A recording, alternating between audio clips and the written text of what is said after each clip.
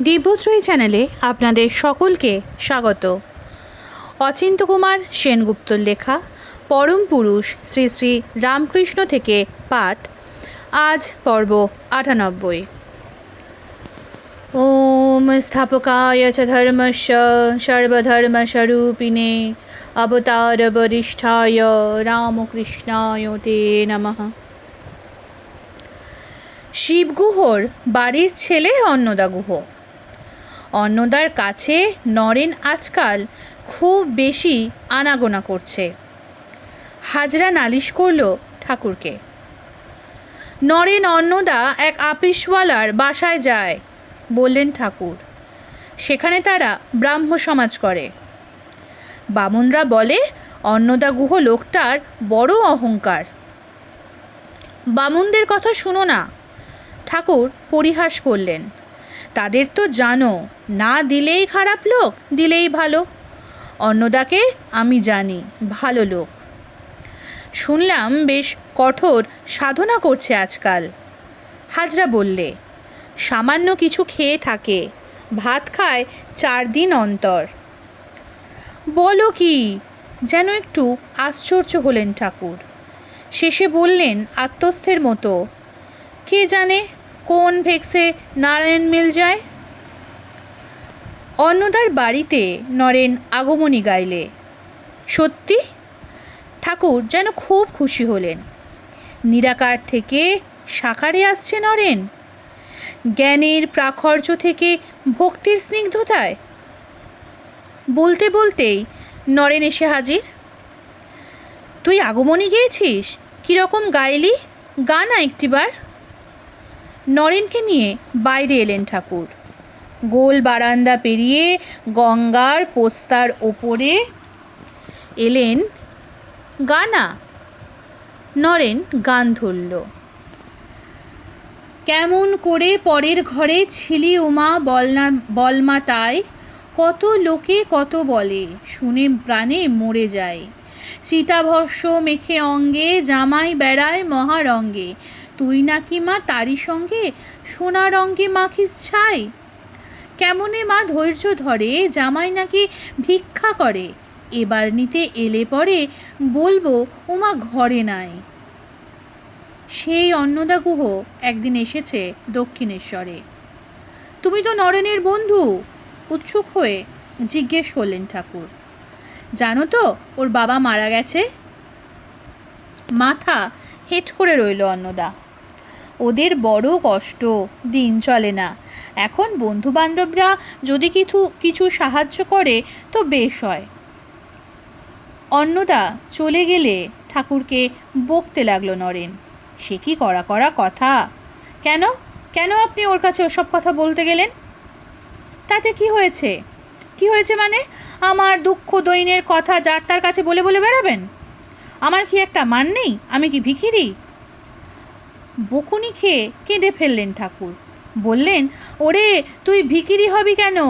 আমি ভিখিরি হব, আমি দাঁড়ে দাঁড়িয়ে ভিক্ষে করব তোর জন্যে। কিন্তু দুঃখ কষ্টে দেহই যদি না থাকে তবে সবই বৃথা। বাঁচবার ইচ্ছে কেন? কেন দেহের যত্ন করি? ঈশ্বর নিয়ে সম্ভোগ করব, তার নামগুণ গাইব, তার জ্ঞানী ভক্ত দেখে বেড়াবো। ত্রৈলোক্য সান্যালকে বলছেন ঠাকুর। তাই মাকে বলেছিলাম, মা একটু শক্তি দে, যাতে হাঁটতে পারি, এখানে ওখানে যেতে পারি, সঙ্গ করতে পারি জ্ঞানী ভক্তদের। তা হাঁটবার শক্তি দিলে না, কিন্তু তাই কোথায় কোন দৌড়ে গিয়ে তোর জন্য ভিক্ষে করব? ঠাকুরের বড় অভিমান হয়েছে মার ওপর। নরেনের এখনো একটা হিল্লে হলো না। দিন দিন ম্লান হচ্ছে সেই চারুকান্তি। তাই বলছেন ত্রৈলোক্যকে, এই দেখো না নরেন্দ্র বাপ মারা গেছে, বাড়িতে বড় কষ্ট, কোনো উপায় হচ্ছে না, শুধু দুঃখ ভোগ করছে। একটু হয়তো থামলেন, বললেন, তা কি করা? ঈশ্বর কখনো সুখে রাখেন, কখনো দুঃখে রাখেন। আগে তার দয়া হবে নরেন্দ্রের ওপর, যেন আশ্বাস দিল ত্রৈলোক্য। আর কখন হবে? অভিমানে কণ্ঠস্বর ভারী হয়ে এলো ঠাকুরের। তবে কাশীতে অন্নপূর্ণার বাড়ি কেউ অভুক্ত থাকে না, কিন্তু যাই বলো কারু কারু সন্ধে পর্যন্ত বসে থাকতে হয়।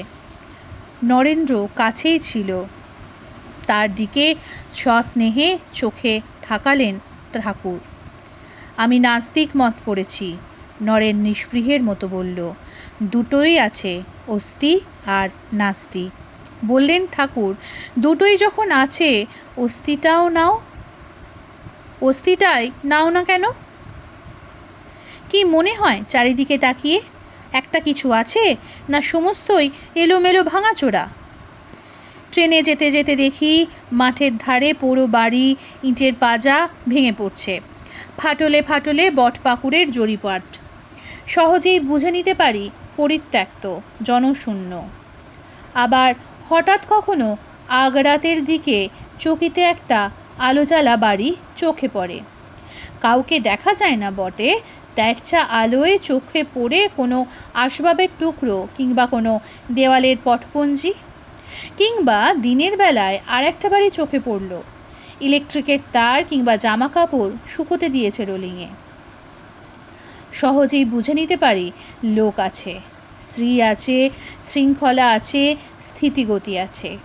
তেমনি পৃথিবীর চারদিকে তাকিয়ে কি মনে হয় এ একটা দেওয়ালে গাছ গজানো পুরো বাড়ি, না আলো জ্বালা গানের পরশ লাগা আনন্দনিকেতন? হয় নীতি, নয় শক্তি, নয় শৃঙ্খলা, একটা তো কিছু আছে। অন্তত একটা ধারাবাহিকতা, অন্তত একটা পুনরাবৃত্তি। থাকাটাই যদি সত্যি হয় তবে তাই ভগবান। কিন্তু ভগবান তো ভক্তকে দেখবেন। সুরেশ মিত্তির বললে নরেনের পক্ষ হয়ে, নইলে তাকে ন্যায়পরায়ণ বলি কি করে? সেই তো মায়া, ঈশ্বরের কাজ বুঝি এমন আমাদের সাধ্য কি? ভীষ্মদেব সরসজ্জায় শুয়ে, পাণ্ডবেরা দেখতে এসেছেন, সঙ্গে কৃষ্ণ। এসে খানিকক্ষণ পর দেখেন ভীষ্মদেব কাঁদছেন। কি আশ্চর্য! পাণ্ডবেরা প্রশ্ন করলেন কৃষ্ণকে। পিতামহ অষ্টবসুরে এক পশু এর মতন জ্ঞানী দেখা যায় না, ইনিও মৃত্যুর মায়াতে কাঁদছেন। তারই জন্যে কি? জিজ্ঞেস করো ভীষ্মকে। জিজ্ঞেস করতে ভীষ্মদেব বললেন, কৃষ্ণ, ঈশ্বরের কাজ কিছুই বুঝতে পারলাম না। যাদের সঙ্গে সাক্ষাৎ নারায়ণ ফিরছেন সেই পাণ্ডবদের বিপদের শেষ নেই। যখনই এই কথা ভাবি তখনই কাঁদি, এই ভেবে কাঁদি ঈশ্বরের কার্য বোঝবার জো নেই। একটু গানা, বললেন ফের নরেনকে। ঘরে যাই, অনেক কাজ আছে। ঘুরে দাঁড়ালো নরেন। ঠাকুর অভিমানের সুর মিশিয়ে বললেন, তা বাছা আমাদের কথা শুনবে কেন? যার কাছে কানে শোনা তার কথা আনা আনা, যার আছে পোঁদে টেনা তার কথা কেউ শোনে না। সকলে হেসে উঠল। তুমি বাবু গুহদের বাগানে যেতে পারো, প্রায় শুনি আজ কোথায় না গুহদের বাগানে। এ কথা বলতুম না, তা তুই কেরেলি করলি কেন? নরেন চুপ করে রইল কিছুক্ষণ, শেষে বললে, যন্ত্র নেই, শুধু গান। আমাদের বাছা যেমন অবস্থা, এইতে পারো তো গাও, তাতে বলরামের বন্দোবস্ত। কতদিনে হবে শ্রেপ্রেম সঞ্চার। গান ধরল নরেন। ভাবাবেগে তার চোখ বেয়ে জল পড়তে লাগলো। দেখে ঠাকুরের মহানন্দ। নরেন কি তবে ধ্যানের পথে, সমাধির পথে? যদি নাদ রহিত, ব্যঞ্জন রহিত, স্বর রহিত, উচ্চারণ রহিত, নরেন কি সেই ব্রহ্মের সন্ধানে? যেমন তিলের মধ্যে তেল, দুধের মধ্যে ঘি, ফুলের মধ্যে গন্ধ, ফলের মধ্যে রস, কাঠের মধ্যে আগুন, তেমনি শরীরের মধ্যে আত্মা, সর্বব্যাপী, সর্বস্বরূপ, স্নেহস্বরূপ, স্বাদস্বরূপ, সৌরভ স্বরূপ। বাতাস যেমন আকাশময় ঘুরে বেড়াচ্ছে, তেমনি ঈশ্বরও হৃদয়ে ব্যপ্ত আছেন, হৃদয়ই আকাশ, বাতাস আর ঈশ্বর দুই নিঃশ্বাস বস্তু। এই হৃদয় আকাশেই ধরতে হবে সেই সমীরণকে। নরেন কি সেই হৃদয় আকাশের অভিযাত্রী? লাল জ্যোতি দেখলুম। ঠাকুর বলছেন তার আশ্চর্য দর্শনের কথা। তার মধ্যে বসে নরেন্দ্র সমাধিস্থ। একটু চোখ চাইলে বুঝলাম এই এক রূপে সিমলেতে কায়াতের ছেলে হয়ে আছে। তখন বললাম, মা, ওকে মায়ায় বদ্ধ কর, তা না হলে সমাধিস্থ হয়ে দেহত্যাগ করবে।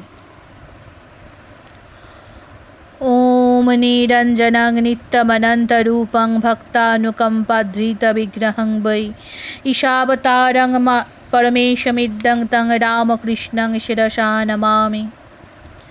আজকের পর্ব এখানেই শেষ হলো। পরবর্তী পর্ব আসবে আগামীকাল। নমস্কার, সঙ্গে থাকুন, সুস্থ থাকুন, ভালো থাকুন। জয় ঠাকুর।